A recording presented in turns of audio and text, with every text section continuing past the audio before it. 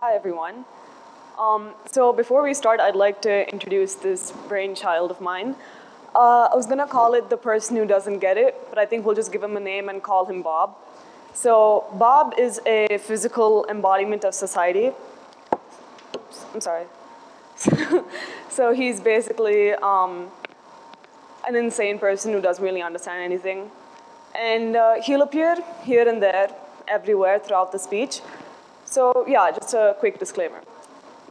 So if you believe that men and women should receive equal rights and be treated equally, and if someone asks you if you're a feminist, you should be saying yes, because it may sound crazy, but that's how words work. Now, if you like to eat meat, for example, and someone asks you if you're a non-vegetarian, you can't just say, oh, no, that's too aggressive of a word. Hi, I'm Shreya, and I'm a feminist. Now, if you just envisioned me speedily running across the road with a sign that says kill all men, hi again, and I'm here to help fix your vision because I can't run that fast. But, well, that's not what feminism is really about. This angry, screaming woman character that we have that oddly shares the same tone of speech as Adolf Hitler and also the same mustache is not a feminist. And what she endorses isn't really feminism.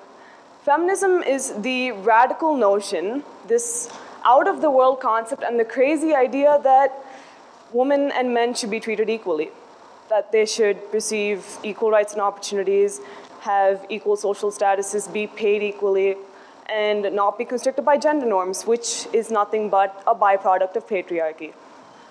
But recently, our imagination has gone wild, and feminism has become everything except this. It is looked at as a system that hates on men. It is looked at as a system that hates on women that adhere to traditionally feminine stereotypes. It is looked at as a system or a method to propel women onto the throne of the world and award them privilege in the name of a movement. It is looked at as everything except an ideology that advocates for equality on the basis of one's sex. And unfortunately, these misinterpretations about feminism have come to become its definitions. So the first and ironically the most popular misinterpretation about feminism is that it doesn't stand for equality. And I get it, it's difficult to understand. But Bob asks, why is it called feminism if it stands for equality?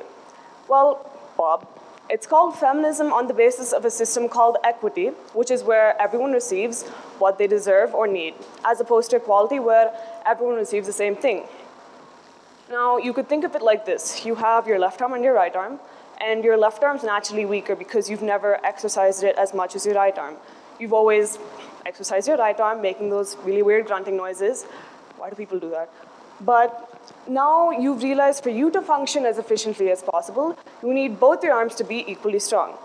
So would you exercise both of them for the same amount of time or with the same weights? Well, spoiler, not exactly, because that would definitely make both of them stronger, but never equal in strength. So ideally what you do is exercise your left arm a bit more, and that would make it equal in strength. And that's gender equality for you. Women being systemically oppressed means they've ended up in societally weaker positions. So we are the left arm. Because the world hasn't fed them well with the rights and opportunities they're entitled to as humans. So now for women to become equal to men, you'd have to give them what they deserve and need, which is equity. So you'd have to give them all the freedom and the love and the good stuff that makes your biceps pop. And now you'd have to, that's what feminism works towards, right? It starts with equity and it comes out with equality. It gives rights and things to people that don't have them. And since women are in the process of receiving a lot of these, the rights, opportunities, education, healthcare, well, to some extent, maybe being born because female feticide is still a thing, that's why it's called feminism. And you can't just say it's not equality because women are protesting abortion rights. Because equality would be giving men abortion rights. And just a thought, like maybe they don't really need them. So But the one abortion that maybe men and women both need is one that gets rid of the gender biases or gender roles that we conform to and expect others to conform to. When feminists ask for a society that isn't prejudiced against women that don't undertake traditional female roles, we also ask for a society that doesn't put the pressure on men to be exposed to a role where they have to be the stressed out, heroic breadwinner of the household. When we ask for a society that gets rid of their stereotypically weak and submissive female characters, we also ask them to get rid of their historically consequent counterparts, the stoic and dominant male character. Because here's the deal, right? Feminism and equality is not just about allowing women equal pay. It's about allowing men to be taken seriously about issues that supposedly don't affect real men. Sexual abuse and eating disorders are just a few of these things. Now, so that's what feminism works towards. It works towards helping men express emotion they've been historically shamed for expressing because, again, having feelings are feminine. Like, if society was a person, which is Bob, they'd say ridiculous things like this. If you cry, boy, you would become a birth-giving human. It's natural, obviously. And now the second thing that usually drives people away from feminism is the phenomenal gender wage gap. So it's been called fake and statistically flawed because previously it did compare the income of women in generally lesser paid jobs to men in higher paid jobs. And while there are studies that are fatally flawed as such because they were made by crazy people, there are statistics that show how much lesser women are being paid even while working the same jobs. So just a quick question. What was the one movie this year that made the film industry of India more popular than anything? The one film that went more than 1,000 crores? Yes, it's Bahubali. But did you know that Bahubali paid its actors around 5 times more than they paid their female actresses? And it's a little bit odd. Like, I get it. The actor, like, flew from a palm tree and he climbed an elephant and he shot, like, 4 arrows at a time. I'm pretty sure the female actress also shot 4 arrows at a time, but I only watched the movie once. So it doesn't make that much sense. Like, are you going to pay him 20 crores more just because he flew from a palm tree or because he's a man? It's something to think about because it makes you look at the movie in a new light, the entire film industry in a new light. And the last most confusing thing about feminism is the fact it's actually a kind of like plague within it, and I think it's called a feminazi, but the politically correct term would be an imbecile. So it's a little confusing. Feminism can be misinterpreted even by the people it stands up for.